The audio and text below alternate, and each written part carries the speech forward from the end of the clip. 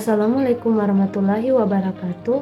Perkenalkan, nama saya Astin dengan NIM A1122040. Di sini saya akan mempresentasikan materi reaksi eliminasi 1 dan reaksi eliminasi 2. Selanjutnya saya akan membahas pengertian reaksi eliminasi, di mana reaksi eliminasi adalah suatu jenis reaksi organik di mana dua substituen ini dilepaskan dari sebuah molekul, baik dalam satu atau dua langkah mekanisme.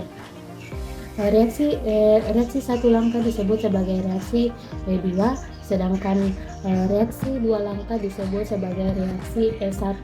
Jenis reaksi eliminasi yang dimana terbagi menjadi dua. Yang pertama, reaksi eliminasi E1 atau yang disebut dengan unimolekuler.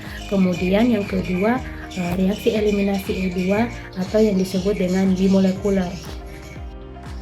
Selanjutnya, reaksi eliminasi E1. Di sini saya akan membahas pengertian reaksi eliminasi 1, di mana reaksi eliminasi unimolekuler ini atau E1 adalah reaksi yang membentuk karbokation.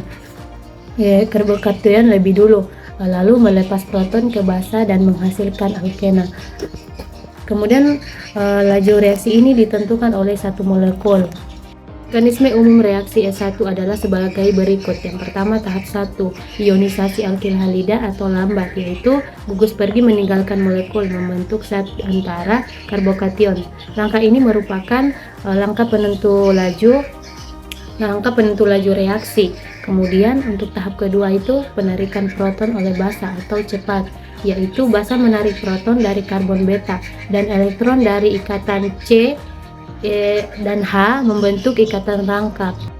Berdasarkan reaksi di atas, kita dapat melihat bahwa tahap 1 itu lambat atau ionisasi, di mana reaksi E1 itu diawali dengan tahap lambat, yaitu lepasnya gugus pergi atau Br- dari substrat. Karena substratnya alkil halida tersier, ketika bromida pergi terbentuklah karbokation tersier yang cukup stabil. Kemudian tahap kedua itu yaitu cepat atau abstraksi hidrogen beta oleh basa lemah. Setelah karbokation terbentuk, masuk ke tahap cepat yaitu basa lemah. Nah, pada slide tersebut kita dapat melihat reaksinya, yaitu etanol, yaitu C2H5OH mengambil hidrogen beta. Elektron dari ikatan C dan H itu akan turun membentuk ikatan rangkap alkena. Karena ada lebih dari satu hidrogen beta, maka terbentuk dua kemungkinan produk alkena. Reaksi eliminasi 1 ini merupakan reaksi eliminasi yang berorde 1. Artinya, laju reaksi hanya bergantung pada konsentrasi substrat atau Rx dan tidak bergantung pada konsentrasi basa. Rumus laju reaksinya adalah laju sama dengan K konsentrasi Rx, di mana Rx ini adalah alkil halida tersier sebagai substrat dan K-nya adalah konstanta laju reaksi. Selanjutnya, jenis kedua reaksi eliminasi yaitu reaksi eliminasi bimolekuler, yang dimana reaksi ini adalah suatu reaksi eliminasi yang terdapat dua molekul yang menjadi reaktannya, yakni substrat dan basa atau Selanjutnya, mekanisme reaksi E2. Dalam mekanisme E2 ini, kedua gugus dilepas secara serentak, di mana proton ditarik oleh adanya basa. Mekanisme ini berlangsung satu tahap dan secara kinetik adalah orde kedua. Orde 1 terhadap substrat dan orde 1 terhadap basa. Berdasarkan reaksi tersebut, pada eliminasi 2 itu hanya terjadi pada satu tahap. Artinya, pemutusan ikatan C dan H-nya itu dan lepasnya gugus pergi terjadi bersamaan. Reaksi ini dikontrol oleh kinetika dan biasanya terjadi pada alkil halida primer atau sekunder. Dengan basa kuat sebagai pengambil proton beta, di reaksi ini dapat dilihat bahwa substratnya ditulis sebagai RCH2CH2Br dan mekanismenya berlangsung dengan yaitu basa kuat mendekat dan menarik hidrogen beta. Kemudian elektron dari ikatan C dan H itu turun membentuk ikatan rangkap. Lalu pada saat yang sama Br-nya itu lepas sebagai gugus pergi. Karena semuanya terjadi dalam satu langkah, maka tidak ada pembentukan karbokation seperti di reaksi eliminasi 1. Produk ini yang dihasilkan adalah alkena dan ion Br- sebagai hasil samping. Substrat yang digunakan adalah alkil halida berupa alkil bromida yang memiliki hidrogen beta. yaitu atom hidrogen yang terikat pada karbon di sebelah karbon yang membawa gugus pergi. Reaksi E2 mengikuti persamaan laju, di mana laju sama dengan K konsentrasi CH2CH2Br konsentrasi basa, yang menunjukkan bahwa reaksi ini bergantung pada konsentrasi substrat dan juga konsentrasi basa, sehingga disebut reaksi orde 2. Selanjutnya aturan Z-step, di mana jika ada kemungkinan terbentuknya campuran alkena, reaksi E2 itu mengikuti aturan Z-step. Aturan ini menyatakan bahwa produk utama adalah alkena yang memiliki jumlah gugus alkil lebih banyak yang terikat pada atom karbon berikatan rangkap. Berdasarkan reaksi tersebut, mari kita perhatikan contoh pada reaksi tersebut. Kita memiliki senyawa 2-bromo-butana yang direaksikan dengan kalium hidroksida disertai pemanasan. Dari reaksi tersebut terbentuk dua reaksi. Yang pertama, jika hidrogen diambil dari karbon nomor 3, maka terbentuk 2 butena. Di sini, ikatan rangkapnya memiliki 2 gugus metil atau disubstitusi. Hasilnya ini menjadi major produk dengan kelimpahan sekitar 81%. Yang kedua, jika hidrogen diambil dari karbon ujung atau nomor 1, maka terbentuk 1 butena. Ikatan rangkap ini hanya memiliki 1 gugus alkil. Oleh karena itu, ia menjadi minor produk dengan kelimpahan hanya 19%. Selanjutnya, aturan reaksi Hofmann, di mana reaksi eliminasi senyawa amonium kuarner bereaksi dengan basa kuat atau OH- dan pemanasan untuk membentuk alkena. Ion OH- ini menarik proton dari karbon beta, membentuk ikatan rangkap, dan gugus NCH3 3 kali lepas sebagai gugus pergi. Perhatikan reaksi tersebut. Kita memiliki gugus pergi yang besar, yaitu N+CH3 3 kali. Di sini terdapat 2 jenis karbon beta yang bisa diserang oleh basa. Ion OH- ini akan menarik proton dari karbon beta tersebut. Bersamaan dengan itu, ikatan rangkapnya akan terbentuk dan gugus amoniumnya akan lepas meninggalkan molekul. Yang khas dari reaksi ini adalah menghasilkan alkena yang paling tidak tersubstitusi sebagai produk utama yang berlawanan dengan aturan Z-step. Pada contoh ini, 1 butena atau 1 substituen alkil menjadi produk mayor, sedangkan 2 butena atau 2 substituen alkil menjadi produk minor.